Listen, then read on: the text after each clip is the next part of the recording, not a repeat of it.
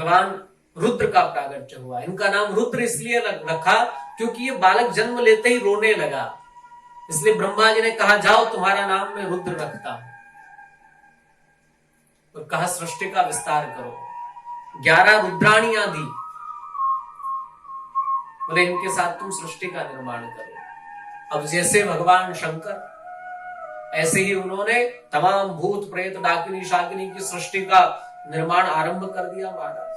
देखते ही देखते पृथ्वी भर गई भूत प्रेत पिशाच इत्यादि से। ब्रह्मा जी घबराए, अरे भैया शंकर, ऐसी सृष्टि हमें नहीं चाहिए। अरे ये तेरी सृष्टि जो तूने की, ये तो मेरी सृष्टि में जो थोड़े बहुत लोग हैं उनको भी खा जाएंगे। तुम एक काम करो, तुम भगवान का भजन कर लो, ये हम पे छोड़ दो, हम कर लेंगे अपना काम। तो भगवान शंकर ने कहा जोई राम सोई राम। भगवान शिव कभी विवाद नहीं करते,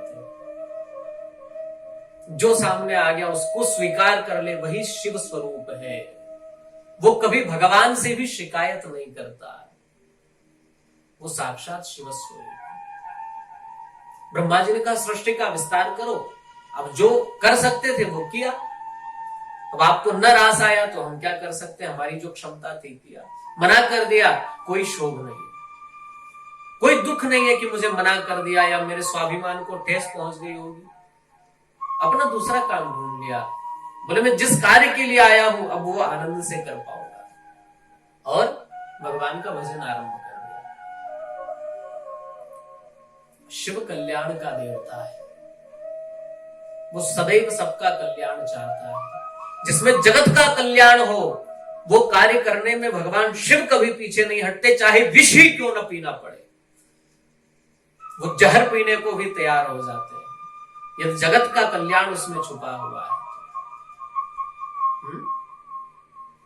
क्या क्या नहीं दिया हमें, हम क्या प्रमाण दें, बस गए हैं त्रिलोक शंभु तेरे दान से। जहर पिया जीवन दिया, कितना उदार तू, कैलाश के निवासी प्रभु तार तार तू। तो भगवान शिव जो है बड़े अद्भुत है। भगवान शिव भजन में लग गए, क्या किया जाए। ब्रह्मा जी को बड़ी चिंता हुई। 4 बालकों को जन्म दिया, चारों ने मना कर दिया। रुद्र को कहा तो इसने तमाम भूत प्रेत की सृष्टि बना दी। बड़ी चिंता करने लगे, सृष्टि का विस्तार होगा कैसे। फिर अपने अलग अलग अंगों से इन्होंने 10 मानस पुत्रों को जन्म दिया। इनकी नाभि से मरीचि का, जो मरीचि ऋषि है, मन से मरीचि ऋषि का प्रादुर्भाव हुआ। मुख से अंगीरा ऋषि का जन्म हुआ। कानों से पुलस्त्य, नाभि से पुलह, हाथों से क्रतु, त्वचा से भृगु ऋषि का जन्म हुआ। ये वही भृगु ऋषि जो बड़े क्रोधित टाइप के हैं, जिनको क्रोध बड़ी जल्दी आ जाता है। एक दुर्वासा और भृगु ऋषि हमारे यहाँ बड़े क्रोधित ऋषि हैं। इनको बड़ा जल्दी क्रोध आ जाता है और श्राप भी दे देते हैं, क्योंकि ये ब्रह्मा जी की त्वचा से उत्पन्न हुए हैं। और त्वचा जो बड़ी संवेदनशील है। आप जैसे ही त्वचा को स्पर्श करते हैं वो तुरंत आपके दिमाग तक, मस्तिष्क तक संदेश पहुंचाती है कि आपको क्या निर्णय लेना है। वो देर नहीं करती, वो तुरंत संदेश पहुंचाती है। इसी कारण जो है भृगु ऋषि वो त्वरित कोई भी कार्य करते हैं, उन्हें क्रोध भी तुरंत आ जाता है। फिर प्राण से वशिष्ठ ऋषि का प्रादुर्भाव हुआ। ये वही वशिष्ठ ऋषि हैं जो भगवान श्री राम के कुल पुरोहित हैं, दशरथ जी के कुल पुरोहित हैं। और प्राण जो है वो सदैव गंभीर होता है। भगवान श्री राम के जीवन चरित्र में वशिष्ठ जी का जो है योगदान आप जब देखें, जब विपत्ति काल आया, प्राण जो है वो अंतिम तक आपका साथ देते हैं सदैव। आपका शरीर किसी रोग से ग्रसित हो जाए तो अंतिम चीज है जो जब तक न जाए तब तक आपको मृत्यु नहीं आ सकती, वो है प्राण। आपकी आंख खराब हो सकती है, आपका नाक काम करना छोड़ दे, कानों से सुनाई न दे, मुंह से बोलना भी आपको नहीं आता हो, परंतु फिर भी आप जीवित रहेंगे जब तक प्राण है। अयोध्या के साम्राज्य को फिर से खड़ा करने में यदि किसी का योगदान है तो वो वशिष्ठ ऋषि का है, क्योंकि प्राणों के रूप में यद्यपि अयोध्या जो है बड़ी सूनी हो गई थी, दशरथ जी के जाने के बाद अयोध्या बड़ी सूनी हो गई, फिर भी वहां पर वशिष्ठ जी थे, अर्थात प्राण थे। और प्राण है तो यदि आंखें काम करना बंद कर दे तो औषधि करके, चिकित्सा करके उन्हें फिर से ठीक करवाया जा सकता है।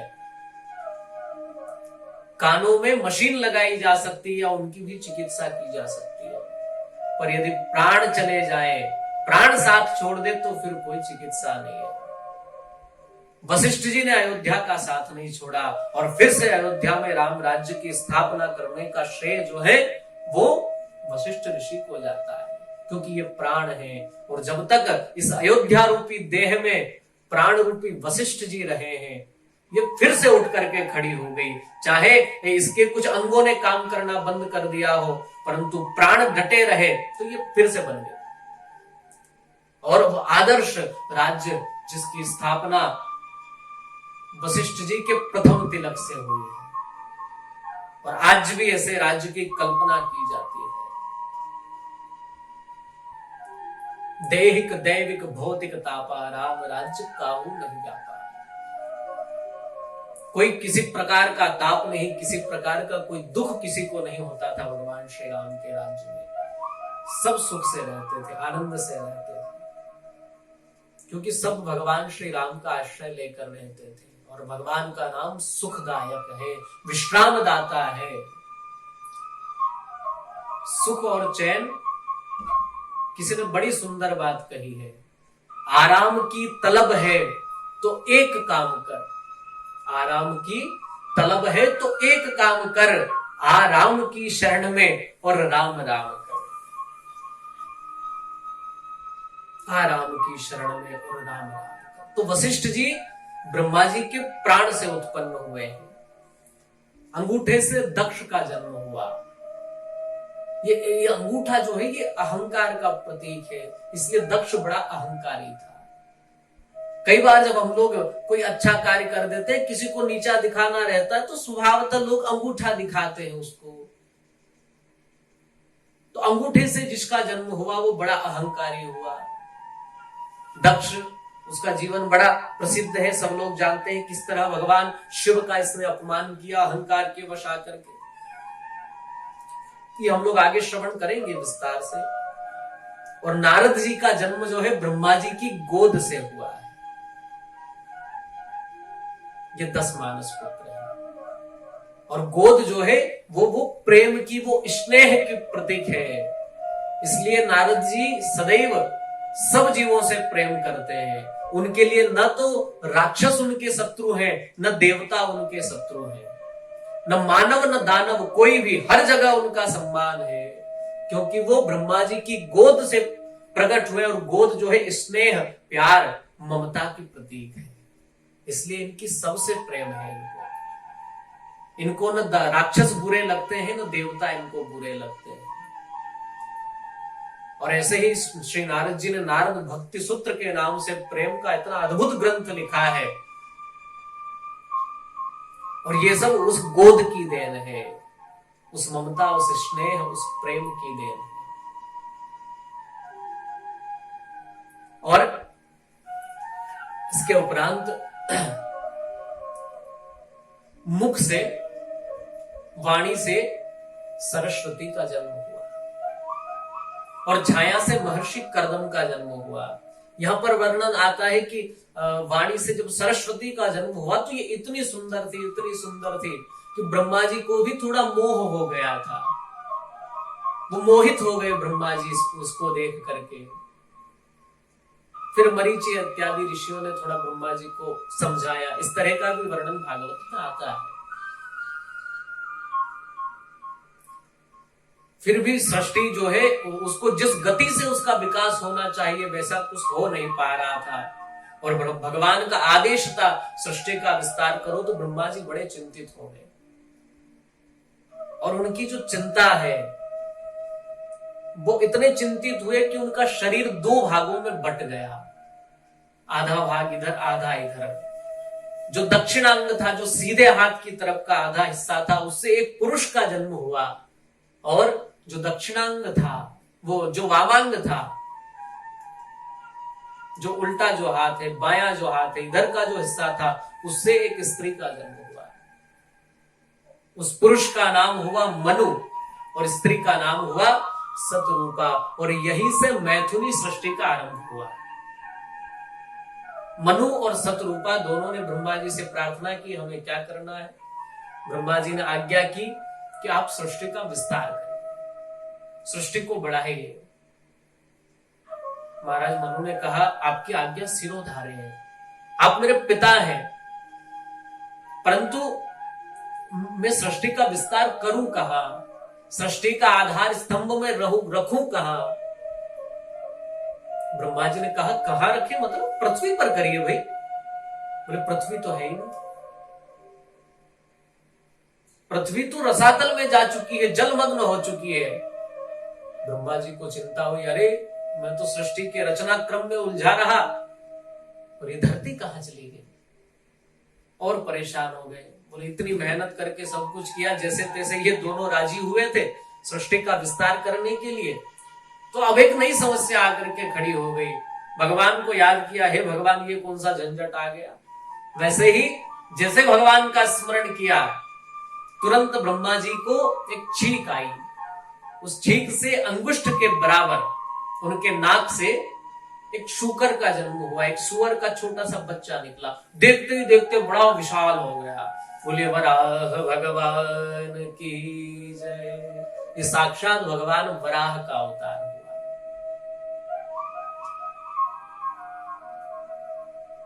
जिन्होंने हिरण्याक्ष नाम के दैत्य को मार करके जो पृथ्वी को रसातल में ले गया था। अब ये हिरण्याक्ष किसका पुत्र है? तो ये हिरण्याक्ष और हिरण्यकश्यप दो भाई हैं, और ये कश्यप और अदिति के पुत्र हैं। बोले ये राक्षस क्यों हुए? कश्यप जो है वो तो बड़े महात्मा है, कश्यप जैसा तपस्वी कोई ऋषि नहीं है, और इतने बड़े तपस्वी, इतने बड़े महात्मा के यहां पर, इतने सज्जन पुरुष के यहां ये राक्षस कैसे जन्म ले गए?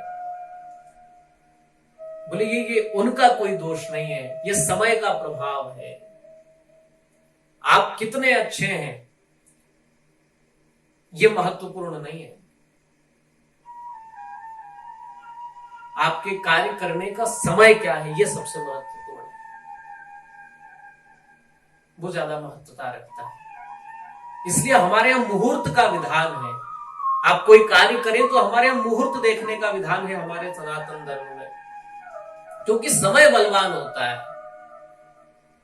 एक मुहूर्त में आरंभ किया गया कार्य उत्तरोत्तर वृद्धि को प्राप्त करता है, इतना बढ़ता है, बढ़ता चला जाता है। 1000 से स्टार्ट किया हुआ वो कार्य अरबों खरबों तक पहुंच जाता है, और एक समय में वही काम, वही लोग, और शुरू किया गया, आरंभ किया गया कार्य जो लाखों करोड़ों से शुरू किया गया हो, वो कोड़ियों पर आकर खत्म हो जाता है। ये सब मुहूर्त का प्रभाव है।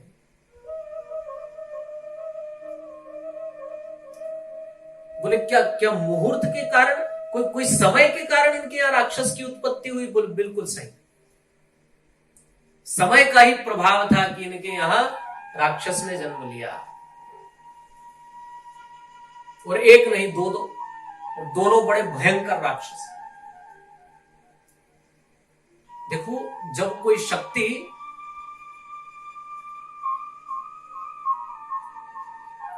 कोई बड़ी ऊर्जा जब कार्य करती है तो वो दोनों दिशा में उतनी ही क्षमता के साथ काम कर सकती है। अगर वो बुराई के लिए काम करे तो भी उतनी क्षमता से करेगी, और अगर अच्छाई के लिए करे तो भी उतनी क्षमता से करेगी। इसलिए जो अच्छी ऊर्जा के लोग हैं उनको हमेशा संभाल करके रखिए, उनको अच्छे कार्यों की ओर लगाइए। जिनकी प्रतिभा है जो मेहनती है, जो परिश्रमी है, वो अगर बुरे कार्य में लग गए तो वो बुरा भी उतनी मेहनत से करेंगे, वो उस ऊर्जा का उपयोग बुराई के लिए कर लेंगे। मैं एक साधारण सी बात से आपको समझा देता हूं। एक चाकू है, उस चाकू का उपयोग एक गृहिणी को जब चाकू दे दिया जाता है तो उससे सब्जी को अमनिया करती है, उसकी सब्जी को, तरकारी को, भाजी को काटती है, वो उतनी ही शिद्दत से उसका उपयोग करती है अपने रसोई घर में। और यदि वो किसी गुंडे को, किसी लफंगे को दे दिया जाए तो वो उस चाकू का उपयोग किसी की गर्दन काटने के लिए करता है, उतनी क्षमता से करता है। तो जो ऊर्जा है वो सदैव सद हाथों में जानी चाहिए, वो अच्छे हाथों में जानी चाहिए, अन्यथा वो अर्थ का अनर्थ कर सकती है। वो दोनों दिशा में उतना ही प्रभावी कार्य करती है। इसलिए हमारी ऊर्जा कहां जा रही है ये बहुत महत्वपूर्ण है। हम यदि उसको अच्छाई की तरफ लगाएंगे तो वो उतनी ही हमें उन्नति प्रदान करेगी, और यदि गलत दिशा में चली गई तो उसका वेग तो उतना ही है, वो उतनी ही जल्दी आपको भ्रष्ट भी कर देगी, नष्ट भी कर देगी। इसलिए ये हिरण्यकश्यपु और हिरण्याक्ष ऊर्जा है, कश्यप के तप की ऊर्जा है, पर वो समय के ढांचे ने इनको गलत दिशा दे दी, क्योंकि इनकी उत्पत्ति संध्या काल में भोग से हुई है, क्योंकि संध्या के समय भोग नहीं करना चाहिए। संध्या के समय हमारे यहां विषय भोगादिक जो है वो वर्जित है। उस समय में यदि कोई संतान की उत्पत्ति होती है, उस समय यदि संतान जो है उसका अंश मां के गर्भ में जाता है, स्त्री के गर्भ में जाता है, तो निश्चित ही वो संतान असुर प्रवृत्ति की होती है। इसलिए जब हम आज भी देखते हैं संसार में कितने असुर हैं, कहीं ना कहीं वो चीज आज भी जो है हमको दुख देती चली आ रही है। आज भी संसार में हिरण्यकश्यपु, हिरण्याक्ष की कमी नहीं है। क्यों? क्योंकि एक समय हमारा निर्धारित नहीं है। सायंकाल का समय भगवान के भजन पूजन इत्यादि का होता है। हमारे यहां तो संध्या के समय में पढ़ना भी वर्जित है। केवल भगवान का भजन करो, संध्या पूजन पाठ इत्यादि अपना करिए। कोई नई चीज करना हमारे यहां वर्जित माना गया संध्या के समय में। और यहां तो एक नव सर्जन होने वाला है, और उसके लिए वक्त संध्या का समय है। संतान दूषित हो गई। यद्यपि कुछ लोग कहेंगे कि इतने बड़े ऋषि,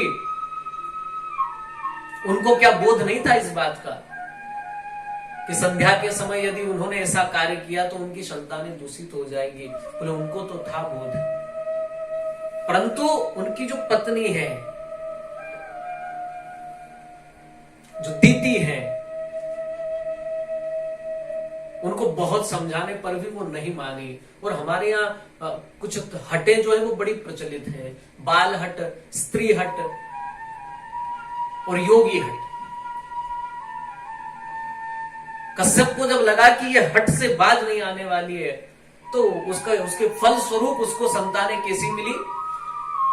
हिरण्यकश्यपु और हिरण्याक्ष जैसी। ये हिरण्याक्ष जो है पृथ्वी को उठाकर रसातल में ले गया। और कुछ संत कहते हैं कि उसने विष्ठा की दीवार लगा दी उसके आसपास, ताकि कोई वहां जा न पाए। जो गंदगी की दीवार है उसने आसपास कर दी।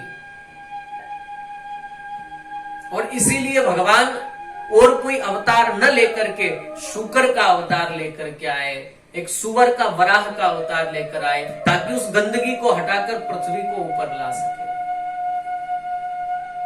भगवान वराह जो है पृथ्वी को लेने के लिए रसातल में प्रवेश कर गए। जैसे ही भगवान पृथ्वी के पास पहुंचे, उसकी गंदगी को हटाया और अपने दाढ़ पर, दांतों पर उठाकर भगवान लाने लगे। मध्य में ये हिरण्याक्ष मिल गया, भगवान का विरोध करने लगा। अरे सुअर कहीं के कहां ले जाता है? ये पृथ्वी मेरी है, इसे यहां मैं लेकर के आया हूं, और तू होता कौन है इसको ले जाने वाला, सुअर कहीं का? भगवान ने एक न सुनी। सबसे पहले तो पृथ्वी को लाकर के स्थापित किया, उसके बाद भगवान ने उससे युद्ध आरंभ किया। भगवान ये संकेत करते हैं कि आप जब भी कोई किसी अच्छे कार्य के लिए निकलेंगे तो बहुत सारे लोग आपको मिल जाएंगे, तो आपको कहेंगे अरे कौन है, कहां जा रहा है ये। वो चाहते हैं कि आप अपना कार्य बीच में छोड़ दें, वो आपको हतोत्साहित करेंगे, वो आपको गिराने का प्रयास करेंगे। परंतु ऐसी स्थिति में भगवान वराह जैसा बन जाना है, कुछ सुनना ही नहीं, अपनी धुन में चले जाना है, अपना लक्ष्य पालो, उसके बाद फिर उनसे कहो क्यों भाई बोलो अब तुम्हें क्या चाहिए। ऐसा ही भगवान ने किया है, बोलो अब तुम क्या चाहते हो। युद्ध होने लगा, भिड़ गए महाराज, दोनों के मध्य बड़ा भयंकर युद्ध हुआ। अंत तो गत्वा भगवान ने उसका उद्धार कर दिया। बोले भक्त वत्सल भगवान की जय।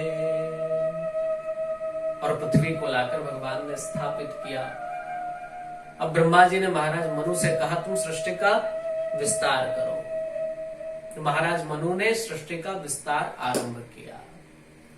इनके यहां 5 संतानें हुई हैं।